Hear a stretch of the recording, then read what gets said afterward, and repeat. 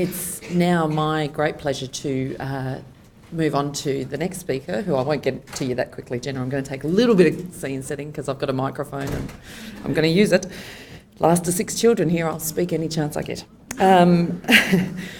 One of the areas that we have had an interest in, and I personally have had an interest in over the past few years, is around decision making and the factors that influence decisions, both decisions that carers might make to become carers, but also decisions about placing children in various care and protection placements. And some work I did back in the Northern Territory really was looking at foster and kinship carer recruitment and retention, and we did a literature review on that work back then. And one thing we noticed is that sometimes the two groups of carers were treated almost interchangeably. So it was always called foster and kinship carer recruitment, as if they were from the same pool of people, which sometimes they are, but kin carers often know the children. They may have had the children living with them for some time before a decision is made that that's going to be a more permanent placement. There's different motivating factors around kin placements, including particularly for Aboriginal and Torres Strait Islander families, where the desire to keep children out of systems and keep them within family is a really strong motivator. So looking at the area of kinship carer assessment and identification, we've done some work on family group conferencing, which some of you will know of. Family care meetings is the South Australian version of family group conferencing that's used at a later stage in the process. But the notion of broader family supports, broadening the network of people that can be in those children's lives to keep them connected to culture, to community, and keep them safe is a real interest of the centre, both in a preventative sense, but also when a decision is made that children can no longer live in their homes, that they've got to go somewhere else. Where can they go and how can they be placed safely there? So that's been a real interest of ours. I had the great delight of supervising Jenna in her honours year in 2013. It seems like it was about 5 years ago. It was only last year, wasn't it, Jenna? An honours year does seem like a very long time. As Leah said, we are interested in attracting the best students to the centre, and Jenna got a first class honours for her thesis, which you're going to hear about, the research she conducted as part of her honours year. She's also won an Australian Postgraduate Award to conduct her PhD, so we're great that we pulled her from clinical practice into the research stream. We're another success story, no. We also have students who go on to clinical practice, so we're not that biased, but we are delighted that such brains are lending themselves to this work. And really, the work we're doing around kin care and decision making includes the work with Winningay that Robin referred to beforehand around improving kin care assessments for Aboriginal children and their families. But these are world-first research projects. No one's looked at kin care assessments, and particularly for Aboriginal and Torres Strait Islander children, at different methods of assessing kin carers. So that's world-first research project. But also the work that Jenna's going to talk to you about, you would think it's something that's been studied ad infinitum, is how a decision's made about where to place children and whether to place them with family or in other placements. But it's something that is incredibly understudied. We don't know a lot about what affects that decision making, and it's certainly something that theory hasn't been applied to. So Jenna's going to talk to you about her research in that regard. So please welcome Jenna.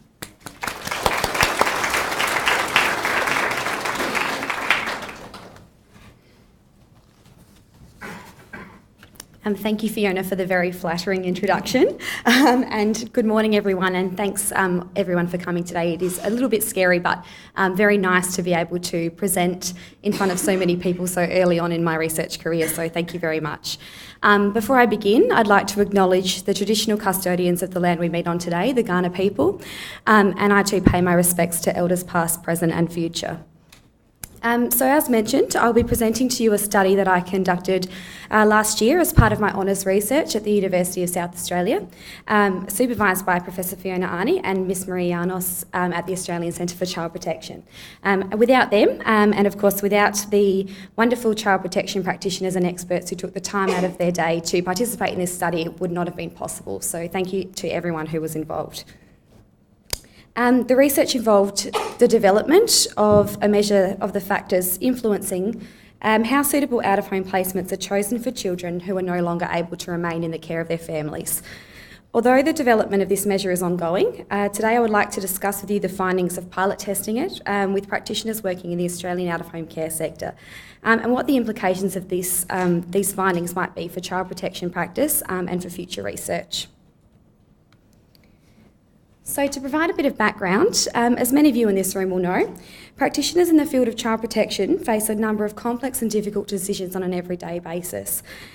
These can all have a profound impact on the lives of children and their families. So researchers have, at no surprise then, spent considerable efforts trying to understand decision making in child protection and how it works and how we can improve these processes. To date, though, this research has primarily focused on decisions to remove children from home and then later on the way to best reunify children with their families. Considerably less researched is the decision-making process that leads to identifying safe out-of-home placements for children who are unable to return home for any extended period of time. The ideal out-of-home placement will be different for each child, and there's limited evidence to suggest if one placement type is more beneficial than another. However, the placement of children within their extended family and community networks is something that has increased considerably over the past decade and is now fast become the most common type of out-of-home placement in Australia. So safe and stable placements are an incredibly important part of improving the outcomes for all children who require out-of-home care. And this is particularly important given the histories of children who are entering out-of-home care and the difficult past that they may have had. Improving their outcomes and stability is incredibly important in ensuring that they have the best chance at life. And kinship care in this regard has many potential benefits, including potentially increasing feelings of love and attachment and easing their transition into care, being with somebody that they already know. For Aboriginal and Torres Strait Islander children, who are 10 times more likely to require out-of-home care than non-Indigenous children, determining an out-of-home placement reflects some additional and important considerations. The Aboriginal and Torres Strait Islander child placement principle exists in all Australian jurisdictions, aiming to ensure that placements within family and community are sought first for these children before non-relative care. The existence of this principle promotes allowing children to maintain strong ties to cultural identity and their community of origin, a critical part of addressing and enduring intergenerational trauma resulting from the historical practices of the forcible removal of Indigenous Australian children from their families. Although, as I've mentioned, that kinship care is becoming a more common form of out-of-home placement and has a number of potential benefits for children, and particularly Aboriginal and Torres Strait Islander children, initiating and maintaining these placements involves a number of challenges, and we don't really know how this works at the moment. We're not entirely sure what determines which children will be placed in kinship care and which will be placed in another type of out-of-home placement, and we're not really sure what all the factors are that support practitioners in adhering to the Aboriginal and Torres Strait Islander principle in their practice. So this brings me to why I chose to develop a measure regarding exploring these factors, and particularly because within the scant research in this area, studies exploring these decisions have been mainly qualitative so far and have lacked a theoretical approach. What we do know so far is that practitioners must make placement decisions in an environment where time and information are so often at a premium. This means that professional value judgments are often relied upon in order to place children quickly, and therefore it was expected that attitudes might play quite a big role in the decision-making process and the outcomes of these decisions. But the pragmatics of finding a suitable caregiver quickly mean that placing a child is rarely as simple as choosing the best option. It might be more about what's available at any given time. In addition, practitioners have the unique role of maintaining responsibilities to policy and best practice, as well as serving the interests of the children and families who they seek to assist. So a theoretical model that captures all of these elements We'll help to measure the factors and develop an understanding of these criteria so that we can look at the ways in practice that all of these factors can come together to support children being placed safely and, where possible, with kin. And this will have particularly important implications for understanding how we adhere to the Aboriginal and Torres Strait Islander child placement principle in practice as well. So setting out to find a theory that captures all of these things that I've just touched on, the theory of planned behaviour potentially provides a useful framework for understanding these decisions. It does include both the attitudinal and pragmatic factors that are involved in behaviour. So it suggests that an individual's intention, and therefore their behaviour, is determined by their attitude about the behaviour, the attitudes of opinions of others important to them about that behaviour, and the control that they believe that they have over the behaviour. While this theory has not previously been applied to child protection research, it has been used with some success to explain decision-making in practitioners within other disciplines, such as health and education, and including decisions about children and families, such as decisions by nurses to report suspected child abuse and neglect. So in terms of applying this theory to the decisions to place children in kinship care, the theory suggests that the more favourable the attitude of a practitioner to placing a child in kinship care, the more support that kinship care placements receive from people important to the practitioner, such as supervisors or colleagues, and the more control the practitioner believes they have over placement of children in kinship care, the more likely it will be that they intend to place a child in kinship care, and therefore the more likely that this will happen in practice.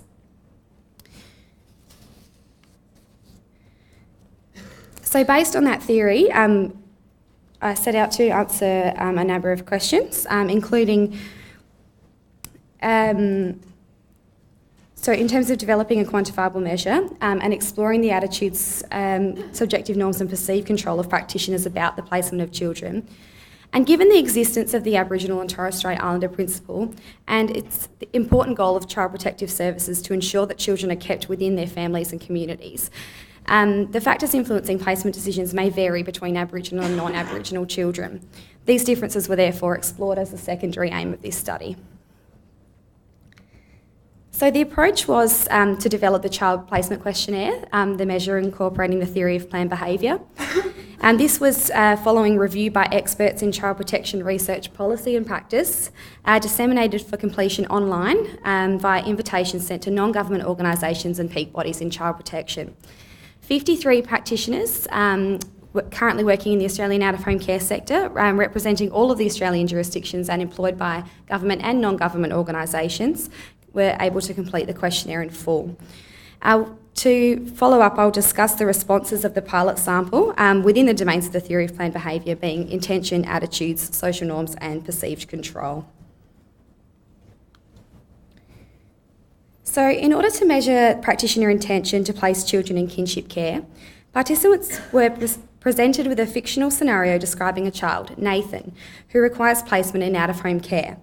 Nathan is described as a 3-year-old boy who has been removed from the care of his mother and his mother's partner following incidences of domestic violence. Nathan has had no contact with his father, who has been incarcerated since before Nathan was born.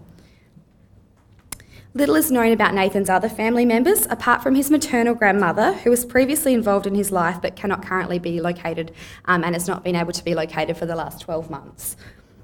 He's described as currently relatively settled in a temporary foster care placement, but now requires a longer-term placement due to reunification with his mother not being possible at this time.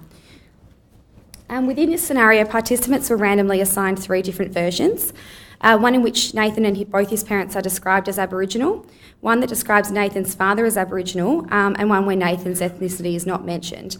All of the other details in the scenarios remained the same.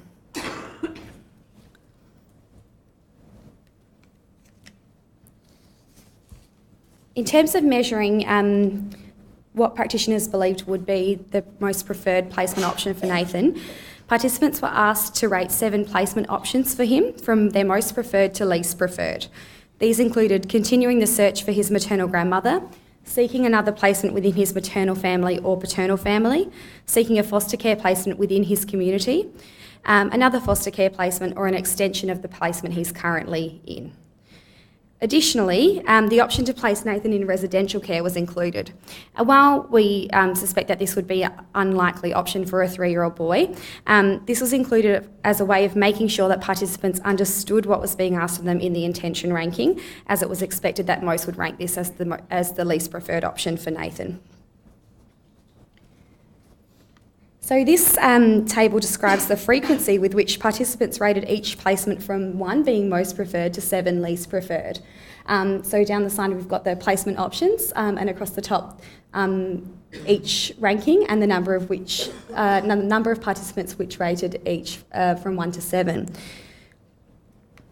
Participants responded very positively on intention to place Nathan in kinship care.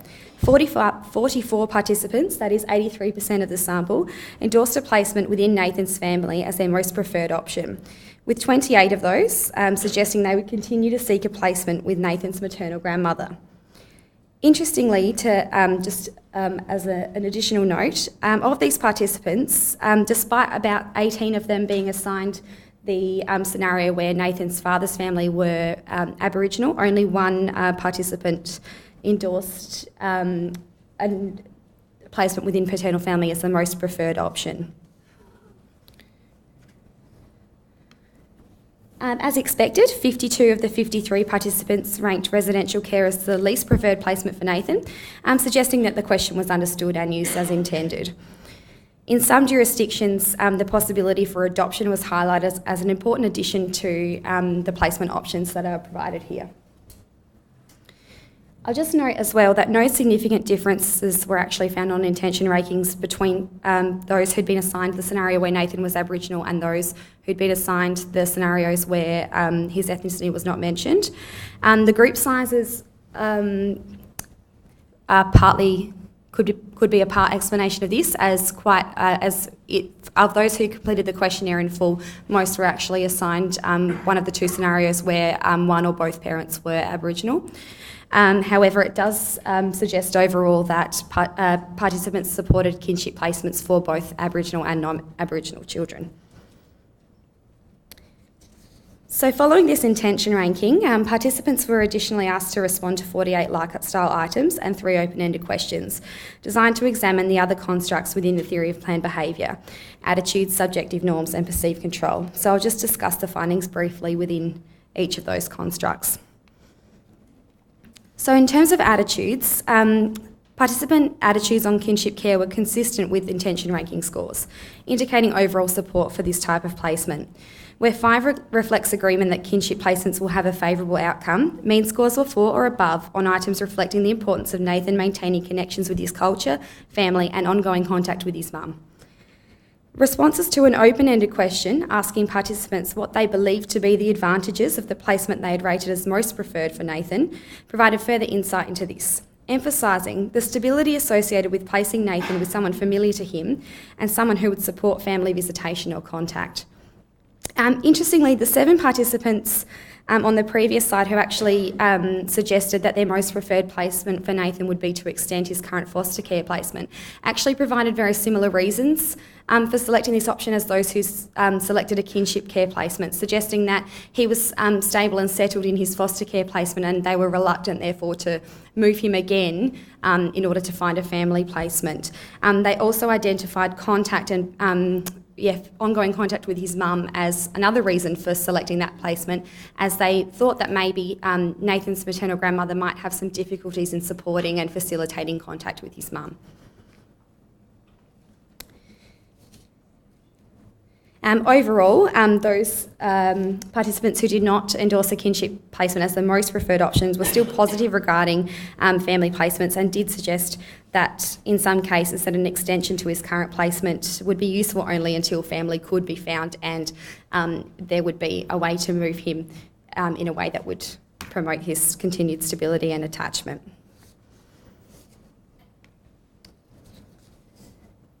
So the theory of planned behaviour describes subjective norm as the way in which the individual interprets how those important to them feel about behaviour. In other theory of planned behaviour studies, examining behaviour in organisations in particular, this is usually reflected in the opinions of colleagues or supervisors. While responses on items measuring this construct did support that practitioners believed that their supervisors and colleagues' opinions were important, written responses to an open-ended question revealed much more complexity on this construct. In fact, participants described a large number of parties that they thought might play an important role in determining where a child was placed, including the courts or Aboriginal controlled organisations. And also reflected upon the importance of considering the wishes of the child's family and, where possible, the child themselves when deciding a placement. In this regard, some participants indicated that disagreement within Nathan's family about where he should be placed may make a kinship placement difficult. Lastly, the child placement questionnaire aimed to measure the control practitioners believe they have over placing Nathan in kinship care. Participants varied in their responses regarding whether they believed organisational policies and legislation matched their attitudes regarding placement. However, they generally agreed that they believed the amount of time allocated to cases and caseload plays a role in whether children are placed with family. The construct of perceived behavioural control revealed a number of important factors for consideration. While attitudes were expected to be one of the stronger predictors of decision making, perceived behavioural control had a lot of complexity in terms of participant responses. It's important to note that the theory of planned behaviour does assume that whether or not individuals believe they have a control over performing behaviour, and although this might affect it, ultimately they do have control over whether they perform the behaviour or not.